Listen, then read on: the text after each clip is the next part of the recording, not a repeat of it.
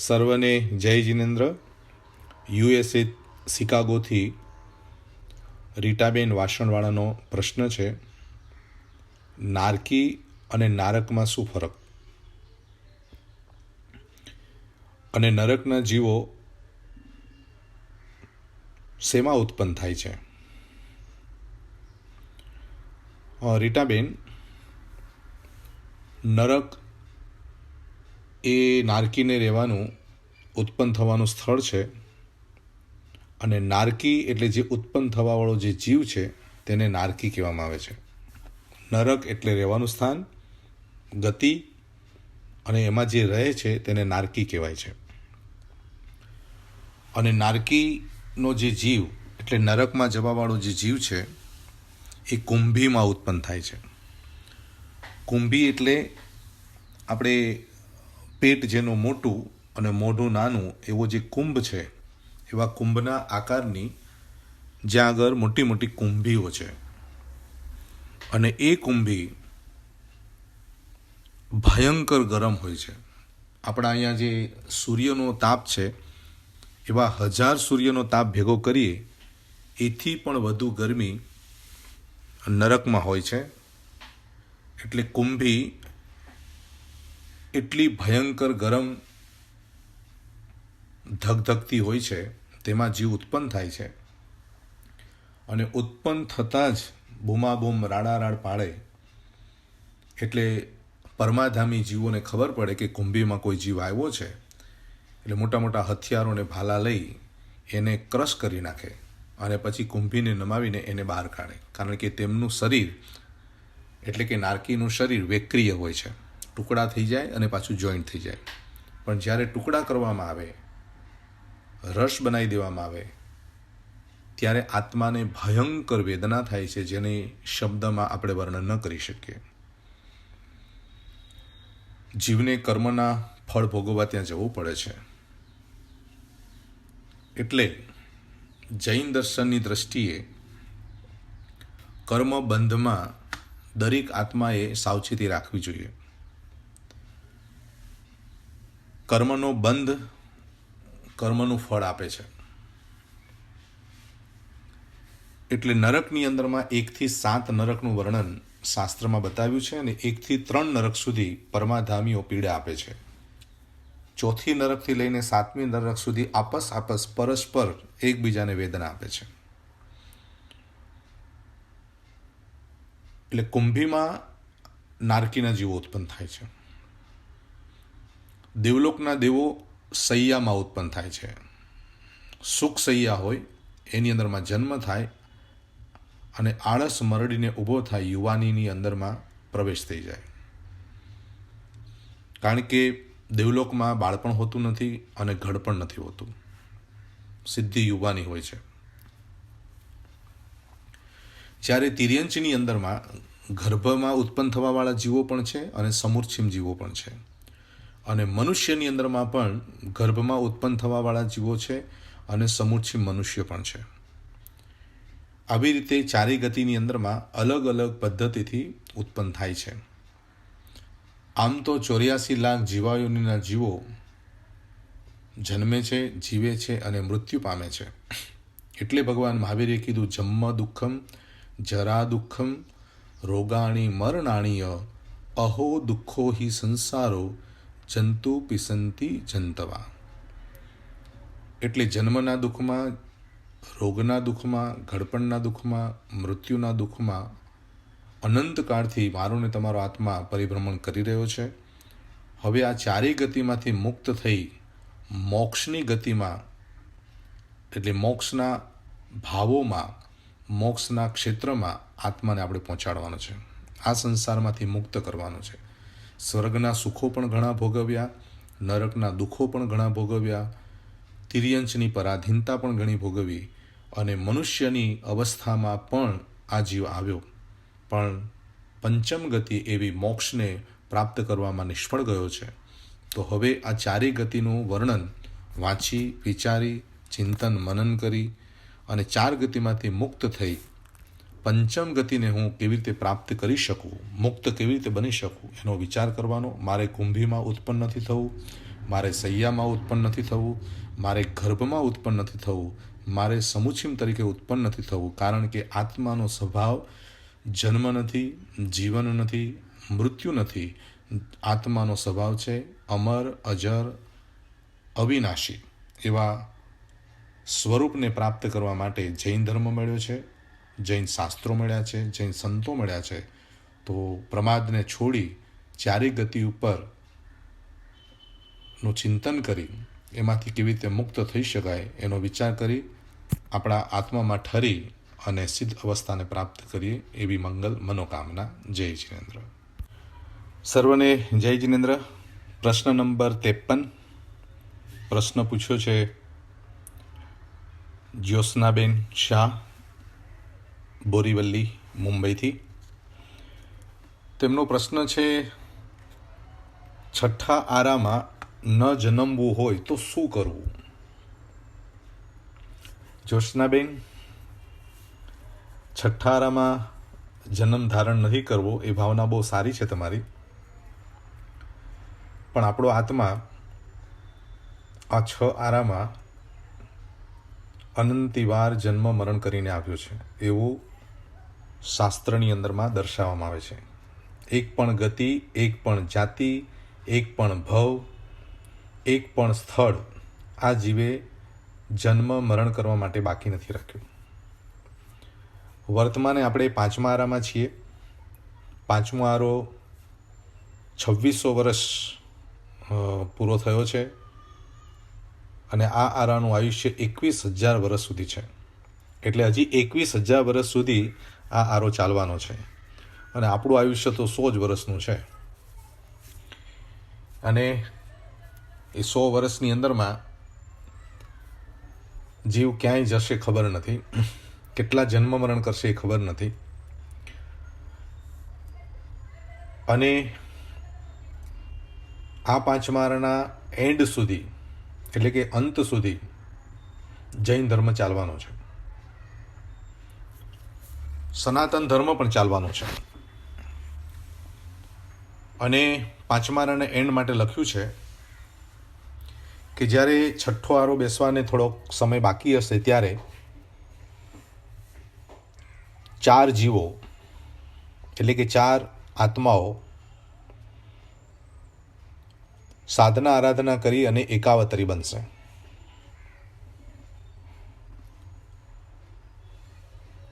એમાં શકરેન્દ્ર પોતાનું આસન ચલામાન થતાં આ ચારેય જીવોને સંથારો લેવાની અને સર્વ જીવોને ખમત ખામણા કરવાની પ્રેરણા આપશે. અને એને ચારેય આત્માના નામો પણ આપણને આપી દીધા છે ભગવાને. દુપસહ નામે આચાર્ય, ફાલ્ગુની નામે સાધ્વી, જિનદાસ નામે શ્રાવક અને નાગશ્રી નામે શ્રાવિકા. આ 4 આત્માઓ અંતમાં એકાવતરી બનશે, આરાધક બનશે. તો જ્યોત્સનાબેન, આરાના અંત સુધી આરાધના કરવાનો અવસર મનુષ્ય જન્મની અંદરમાં જે જન્મ લેશે 5મા આરામાં એ બધાને મળશે. તો હજી તો છઠ્ઠો આરાને ઘણો સમય બાકી છે, પણ તમને છઠ્ઠા આરામાં ન જવું હોય, કારણ કે તમે છઠ્ઠા આરાનું વર્ણન વાંચ્યું હશે, એ પણ 21,000 વર્ષનો છે. 2 હાથ અને ઉતરતા આરે 1 હાથનું હાઈટ છે અને 16 વર્ષનું એટલે શરૂઆતમાં 20 વર્ષનું અને અંતે 16 વર્ષનું આયુષ્ય રહેશે. અને ધરતી અગ્નિ સમાન લોખંડની જેમ તપતી હશે. 6 વર્ષની સ્ત્રી ગર્ભ ધારણ કરશે અને અનેક સંતાનોને જન્મ આપશે. માણસો દિવસે બહાર રહી નહીં શકે એટલે ગુફાઓમાં રહેશે. મનુષ્ય પોતાના પેટની પૂર્તિ માટે પાણીમાંથી માછલા કાઢી રેતીમાં નાખી અને માછલી ખાઈને પોતાનું પેટ ભરશે. એટલે કે માંસાહારી એ દુનિયા થશે. અને મનુષ્યના માથાની ખોપડી બનાવી અને એમાં પાણી પીશે. આવું ઘણું બધું વર્ણન આમાં આપ્યું છે. પણ છઠ્ઠા આરાના વર્ણનની અંદરમાં એન્ડમાં બહુ સારી વાત લખી છે કે જે આત્મા નમસ્કાર મહામંત્ર ઉપર શ્રદ્ધા રાખશે, વ્રત અને પ્રત્યાખ્યાન જ્ઞાનપૂર્વક કરશે, સમકિત ધર્મને પ્રાપ્ત કરશે, ધર્મ પ્રત્યે અતૂટ શ્રદ્ધાવંત રહેશે, જિનેશ્વરના ધર્મને બરાબર પાડશે, તે આત્મા આ છઠ્ઠા આરામાં નહીં જન્મે. એટલે છઠ્ઠા આરામાં ન જન્મવું હોય તો જ્ઞાન, દર્શન, ચારિત્ર અને તપની સમજણપૂર્વકની, જ્ઞાનપૂર્વકની દિશામાં આપણે આગળ વધવું જોઈએ. એકચ્યુઅલી તો કોઈ સમય દુઃખનું કારણ નથી, કોઈ સ્થળનું દુઃખનું કારણ નથી. દુઃખનું કારણ આપણી અજ્ઞાનતા છે, અને એ અજ્ઞાનતાના કારણે કર્મ બંધાય છે, અને એ કર્મ બંધના કારણે આવા નરક, તિર્યંચ અને છઠ્ઠા આરા જેવા સ્થળમાં આપણે જન્મ લેવો પડે છે. તો તમારો જે પ્રશ્ન છે કે છઠ્ઠા આરામાં નથી જવું, તો એ દ્રઢતાપૂર્વક ધર્મ આરાધના કરો, છઠ્ઠા આરામાં જવા નહીં મળે. કારણ કે દેવલોકની અંદરમાં ઉત્કૃષ્ટ આયુષ્ય જો કોઈ સારી જગ્યાનું તમને મળી જાય તો ત્યાં આગળ સાગરોપમના આયુષ્ય હોય છે. તો 2 સાગર, 3 સાગર કે 10 સાગરની સ્થિતિમાં તમે પહોંચી જાઓ તો અહીંયાથી છઠ્ઠો આરો, 5મો આરો બધો પસાર થઈ જાય, એવું થઈ શકે. તમારો જે બીજો પ્રશ્ન છે એનો જવાબ આના પછી હું તમને આપું છું. પણ જે લોકો ઓડિયોની અંદરમાં મારા પ્રશ્નો અને જવાબો સાંભળી રહ્યા છે એ બધાના અનુભવો મને એ લોકો એમના પ્રાઇવેટમાંથી મોકલે છે. એમાં 51 નંબરનો પ્રશ્ન મેં જે તમને એનો જવાબ આપ્યો હતો એમાં જરાક સુધારો કરી લેજો કે નરકની અંદરમાં મિનિમમ 10,000 વર્ષ અને ઉત્કૃષ્ટ 33 સાગરોપમ છે, પણ ત્યાં હું 33 કોડાકોડી શબ્દ બોલ્યો હતો. પણ 33 સાગરોપમનું ઉત્કૃષ્ટ આયુષ્ય હોય છે. એન્ટ્રોપથી આનંદભાઈએ આ સાંભળીને મને જણાવ્યું. બહુ આનંદની વાત છે, કારણ કે ઉપયોગ શૂન્યતાથી સાગરોપમની જગ્યાએ સાગર કોડાકોડી બોલાઈ જવાય. પણ શ્રાવકો જાગૃત છે. આનંદભાઈ, થેન્ક યુ, તમે ધ્યાન દોર્યું. અને ભગવાનની વાણીમાં કોઈ પણ જાતનો ઉપયોગ ચૂકથી કંઈ પણ ભૂલચૂક થઈ જાય તો તમે મને જાણ કરજો, તો આપણે એનું મિચ્છામી દુક્કડમ પણ લઈ શકાય કે જેથી પાપ બંધનથી આપણે અસાધનાથી મુક્ત થઈ શકીએ. જય જિનેન્દ્ર. સર્વને જય જિનેન્દ્ર. પ્રશ્ન નંબર 54 પ્રશ્ન કર્યો છે જોશનાબેન બોરીવલ્લી. તેમનો આ બીજો સવાલ છે. જે આપણા વર્તમાનના જે સંબંધો છે એ ગયા ભાવો સાથે કનેક્ટ છે, અને આ સંબંધો આવતા ભાવોમાં પણ ચાલુ રહી શકે, એટલે કે આવતા ભાવોમાં પણ આ સંબંધો કન્ટિન્યુટી આપણી સાથે થાય. જોશનાબેન, સંબંધની બાબતમાં જૈન દર્શન ખૂબ સુંદર શાસ્ત્રોમાં જણાવે છે.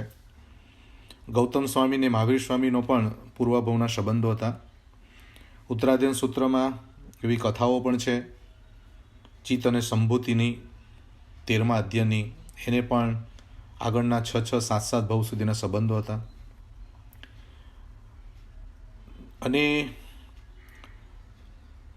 19માં મલ્લીનાથ ભગવાનનું જીવનચરિત્ર વાંચશો તો એમાં પણ 6 મિત્રો હતા, અને 6 મિત્રોએ સાથે દીક્ષા લીધી, અને 6 એક સાથે આરાધના સાધના કરી અને દેવલોકની અંદરમાં એક જ વિમાનમાં સાથે જન્મ ધારણ કરે છે. અને એ 6 આ ધરતી ઉપર પાછા આવે છે, અને 6 મલ્લીનાથની સાથે રાજવીપણે બનીને લગ્ન કરવા આવેલા હોય છે. પણ વૈરાગ્ય પામીને પછી 6 જણા સાથે દીક્ષિત બનીને તીર્થંકર ભગવાન મલ્લીનાથની સાથે જોડાય છે. તો આ બધું વર્ણન એટલા માટે તમારી સામે કર્યું કે સંબંધો નવા પણ જન્મી શકે છે અને તમારા સંબંધો તમે અહીંયા પૂરા પણ કરી શકો છો. પ્રેમના સંબંધો સહાયક બને છે અને વેરના સંબંધો તમારા જીવનમાં બાધક બને છે. મિત્રતાના સંબંધો તમે જો બાંધ્યા હોય તો તમને ધર્મક્ષેત્ર સુધી, સત્કાર્ય સુધી કે તમારા જીવનની અંદરમાં આવતી તકલીફની અંદરમાં ખડા પગે ઊભા રહી શકે છે. અને દુશ્મન તરીકે જો સંબંધો બાંધ્યા હોય તો તમારા બધા જ કાર્યમાં વિઘ્ન નાખવા માટે એ પાત્ર તમારી સામે આવે છે. એટલે સંબંધો પૂર્વના પણ હોય છે, આ ભવની અંદરમાં પણ નવા સંબંધો પણ જીવો સાથે તમે બાંધી શકો છો. અને જૈન દર્શન તો વિશ્વ જીવો સાથેની મૈત્રીની વાત કરે છે કે પૃથ્વીકાય, અપકાય, દેવકાય, વાવકાય, વનસ્પતિકાય, તરસગાય, સર્વ જીવો સાથે તમે મૈત્રી બાંધો. એટલે કે બધા જીવોની સાથેના સંબંધો અહિંસાપૂર્ણ, સંયમપૂર્ણ તમારા હોવા જોઈએ. તો તમારા ઘરની અંદરમાં જેટલા સભ્યો છે એ પણ પૂર્વભવની સાથેના સંબંધોના કારણે જ છે અને આવતા ભવની અંદરમાં પણ સાથે રહી શકે છે. એમાં કોઈ જ વાંધો આવતો નથી જૈન દર્શનને. પણ સંબંધો કેટલાક તમે તમારા સ્વભાવના કારણે, તમારા ધર્મના પ્રભાવના કારણે અથવા તો તમારા કોઈક એવા મનની અંદરના ભાવોના કારણે તમે નવા સંબંધો પણ બાંધી શકો છો. એટલે આ સંબંધની પરંપરા, કેટલાક સંબંધો નવા થઈ જાય, કેટલાક પૂરા થઈ જાય. અને જોઈએ છીએ આપણે એવું ક્યારેક કે જ્યારે આપણા વર્ષો જૂના સંબંધો હોય પણ જ્યારે એ સંબંધોની પૂર્ણાહુતિ થવાનો વખત આવે તો કંઈક ને કંઈક કારણો બને અને વ્યક્તિઓ છૂટા થઈ જાય છે. અને કેટલી વખત એવું પણ થાય કે 5-5 વર્ષથી સંબંધો ન હતા પણ કોઈ ગુરુ નિમિત્ત મળી ગયા, કોઈ જ્ઞાનનું નિમિત્ત બની ગયું અને પાછા સંબંધો જોડાઈ ગયા. એવું પણ બની શકે છે. તો જૈન દર્શનનો ગણિત આ રીતનું છે જ્યોત્સનાબેન, કે સંબંધો પૂર્વભવથી પણ સાથે આવી શકે છે. 2 ભવ, 5 ભવ, 10 ભવના સંબંધો થઈ શકે છે. અને અહીંયાથી આ જે સંબંધો છે તમારા, એ સંબંધો પાછા આગળના ભવોમાં પણ સાથે આવી શકે છે. અને સંબંધ વગર કોઈ પણ જીવની સાથે મુલાકાત થતી નથી. બરાબર છે ને? તો આ સંબંધોની મીઠાશ જીવનમાં રહે, બધાની સાથે સારા સંબંધ રહે, વિશ્વના જીવો સાથે મૈત્રી રહે, એવા ભાવો સતત ભાવતા રહેવાથી સારા જીવોની સાથે આપણો સંબંધ બંધાય કે જે આપણને મોક્ષમાં સહાયક બને, ધર્મમાં સહાયક બને, સંસ્કારમાં સહાયક બને, સુખ અને દુઃખની વચ્ચે આવીને આપણા જીવનની અંદરમાં પૂરક બની જાય. તો આવા સંબંધો જીવો સાથેના આપણે રાખવા જ જોઈએ, બાંધવા જ જોઈએ, જેથી જીવ મોક્ષ સુધી આપણી યાત્રામાં સહયોગી બની શકે. જય જિનેન્દ્ર. સર્વને જય જિનેન્દ્ર. પ્રશ્ન નંબર 55. પ્રશ્ન પૂછ્યો છે ધીરેનભાઈ દોશી ઘાટકો પરથી. 32 આગમમાંથી કયા ક્રમથી આગમ વાંચવા જેથી વાંચનનો રસ જળવાઈ રહે? ધીરેનભાઈ, આગમ બહુ જ મહત્ત્વના અને અગત્યના જ્ઞાન માટેનું આ પરિબળ છે. પહેલાં તો આપણે આગમ શબ્દનો અર્થ સમજી લઈએ. આ વત્તા ગમ ઇતિ આગમ. આ એટલે આત્મા, ગમ એટલે સમજ. જેના વાંચનથી, અભ્યાસથી આત્માની સમજ, આત્માનું સ્વરૂપ, આત્માની અનુભૂતિની યાત્રા જેમાંથી પ્રાપ્ત થાય છે તેને આગમ કહેવામાં આવે છે. દેરાવાસી સમાજમાં 45 આગમ, સ્થાનકવાસી સમાજમાં અને તેરાપંથી સમાજમાં 32 આગમ અને દિગંબર સમાજ કુનકુન આચાર્યના દર્શાવેલા ગ્રંથોને આગમ તરીકે તેઓ માને છે. અને તમારો પ્રશ્ન છે કયા ક્રમથી આગમ વાંચવા.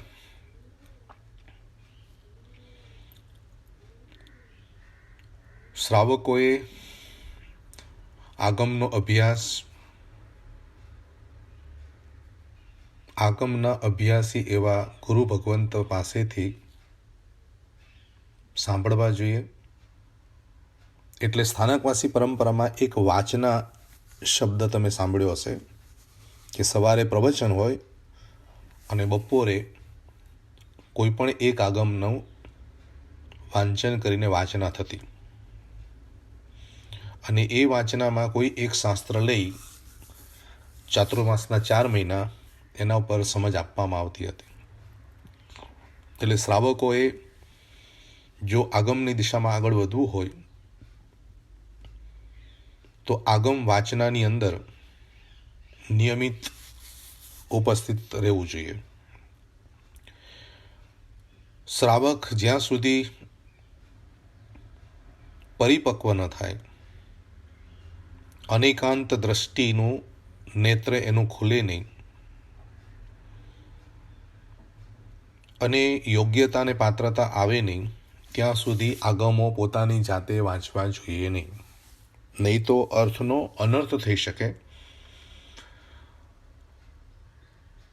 એકાંત દ્રષ્ટિ આવી જાય, સાધુ સંતો પ્રત્યે અહોભાવની જગ્યાએ દોષ દ્રષ્ટિ આવી જાય. કારણ કે આગમો પ્રાય સાધુને અને સાધુના આચારને કેન્દ્રમાં રાખીને બતાવવામાં આવ્યા છે. જેમ ભગવાન મહાવીર સ્વામી ગૌતમ શબ્દ ઉપર ભાર દઈને કહે કે હે ગૌતમ, એટલે ગૌતમને ઉદ્દેશીને આખી સભાને કહેવામાં આવે છે. એમ આગમની અંદરમાં સાધુને લક્ષીને બધી વાતો કરવામાં આવી છે, પણ સંદર્ભમાં શ્રાવકોએ પોતાનો ભાવ પણ એમાં સમજી લેવો. સાધુના આચાર અને શ્રાવકે પોતાના શ્રાવકોનો આચારનો અભ્યાસ કરી લેવો જોઈએ.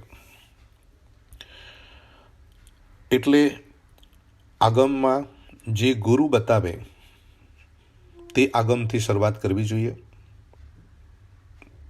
શ્રાવકો માટે મારી દ્રષ્ટિએ આચારાંગ સૂત્ર, સુગડાંગ સૂત્ર, ઉપાસાંગ દર્શાંગ સૂત્ર અને 10 વૈકાલિક સૂત્ર, આટલા સૂત્રોનો અભ્યાસ કરવો જોઈએ. બાકીના જે શાસ્ત્રો છે પ્રાય સાધુ સંતોને કેન્દ્રમાં રાખીને વિશેષ વાતો કરવામાં આવી છે. ગુરુગમથી આગમ જાણવા જોઈએ. પોતાની પાત્રતાને ચેક કરીને આગમ વાંચવા જોઈએ. કારણ કે આગમને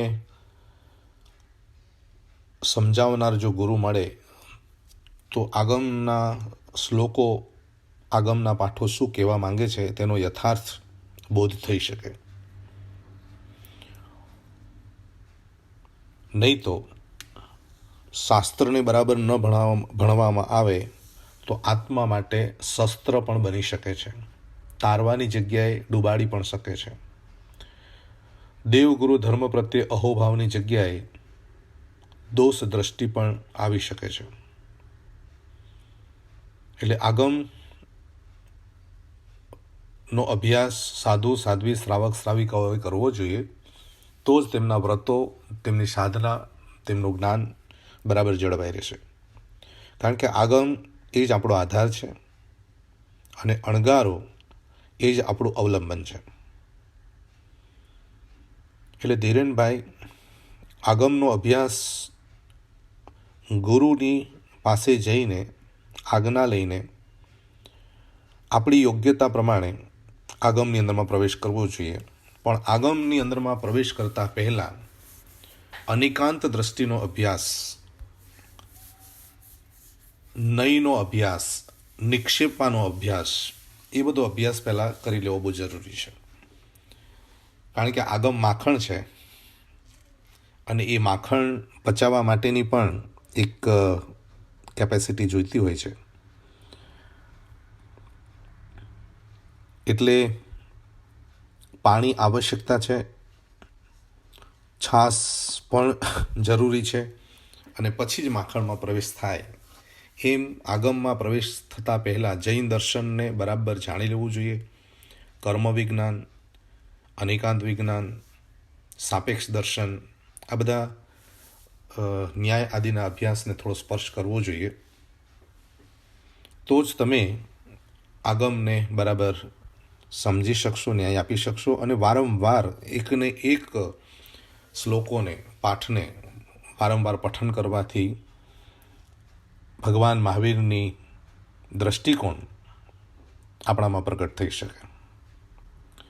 પણ શ્રાવકોએ અને શ્રાવિકાઓએ આગમ ગુરુગમથી વાંચવા જોઈએ, ગુરુના સાનિધ્યમાં વાંચવા જોઈએ અને ગુરુના કહેવા પ્રમાણે આગમની જ્ઞાનની દુનિયામાં આગળ વધવું જોઈએ.